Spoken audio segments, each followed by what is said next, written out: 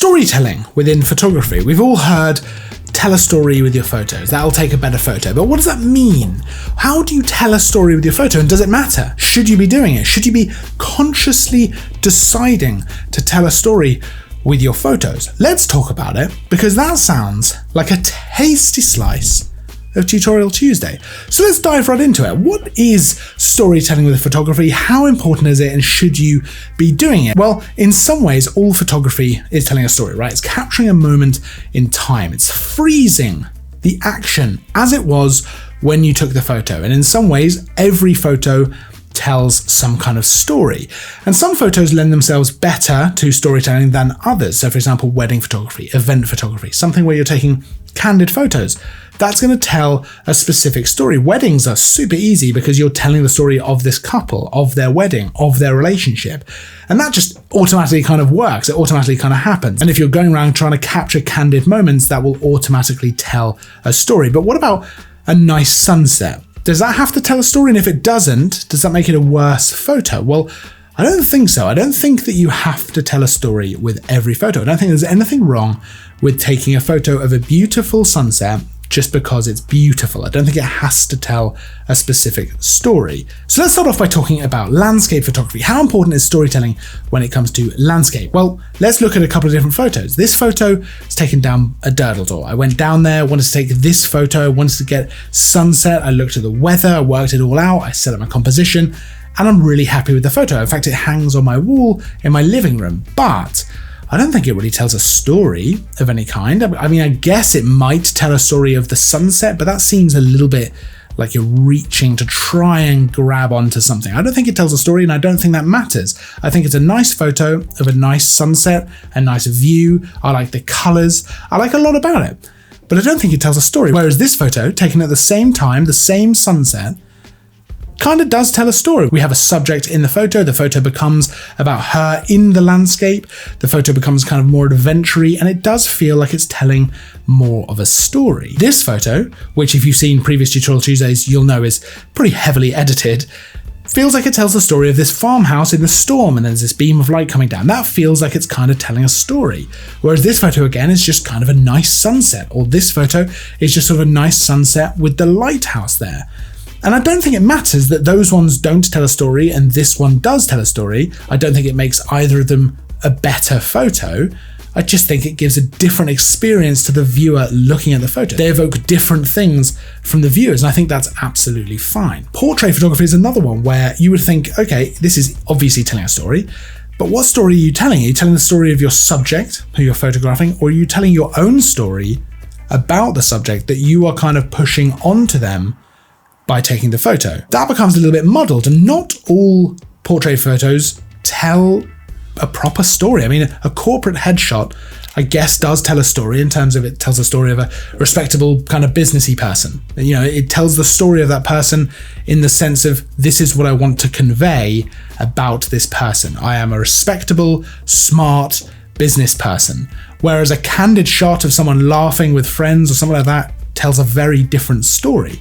Now, that's not to say that one is better than the other, but they evoke very different emotions while looking at the photo. Then we move on to things like street photography, you know, wedding photography, event photography. Like I mentioned earlier, they kind of more automatically tell a story, especially events and weddings. Street photography, if you're capturing someone in a candid moment doing something, maybe interacting with someone else or interacting with the world or interacting just with themselves, that is going to tell a story of that moment in time. But what about food photography and product photography? Well, they can tell a story, but maybe the story there is not always what's in the frame. Maybe it's the context around the photo. So a family meal, for example.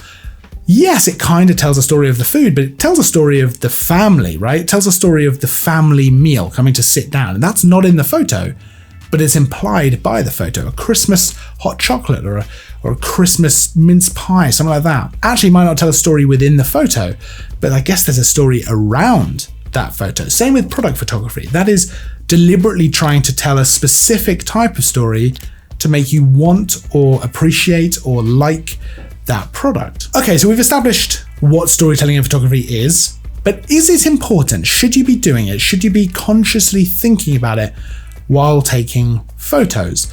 Well, Yes or no. Either is fine. There's no right or wrong answer here. It really comes down to what your intention is, what you want to draw from the viewer when they look at your photo. What do you want to evoke with your photo? And if that's some kind of emotion, then yeah, storytelling is absolutely going to help with that. If it's that here's a beautiful shot of a sunset and a landscape, that's fine as well. That's not necessarily storytelling. And most of the photos that I hang on my walls are not storytelling photos. Most of the ones I hang on my wall are just sort of nice landscapes, or I have a portrait of my dog downstairs, for example. But they're not necessarily telling a story. But there are absolutely photos like this one I captured very recently of a squirrel, which I'm thinking about putting this one on my wall. And not because I think it's a fine photo. I think the composition is quite nice. I think the lighting is fine. I think the colors are nice. I just like the emotion on this squirrel's face. I like how he's holding his hands. I like what he's doing. It feels like it's telling a little bit of a story about this squirrel. He looks maybe like he's thinking about some stuff. I don't know. And I like that. And I might get that printed up and popped on my wall because I kind of like the look of this and I like the emotion that it kind of evokes from looking at it. So ultimately, and you know, as is tradition with a lot of these things now, there's no right or wrong answer. Taking a photo of a beautiful landscape is fine. Taking a photo of a sunset is fine. But taking a photo of a sunset with a couple standing there looking at the sunset, which then tells a story about this couple and is also romantic and very lovely, that's also absolutely fine. They do evoke different emotions as an end result. The intention of the photo is different. It doesn't mean one is better than the other, but I guess it is something to think about when you're taking photos. Do you want to tell a story? Or do you want to take just a beautiful landscape photo, a beautiful portrait photo, whatever it might be? Ultimately, I guess the action of thinking about, do I want to tell a story with this photo, will probably make it a better photo, because you will then think, no, I just want to compose a beautiful shot of a landscape. Or yes, how should I change this to tell a better story with my photo? So let me know what you think down in the comments. I'd love to hear what you think about this. Do you think about telling a story with your photos? Do you care? Does it matter to you at all? I'd love to hear all of your thoughts down in the comments. Of course, there's a full list of all the kit used for all these different photos and this video and everything down in the description. Don't forget to like and subscribe if you enjoyed this video, because we have new tutorials every Tuesday. We have reviews all the time, all the stuff. I will see you in the next video. And as always, thanks for watching.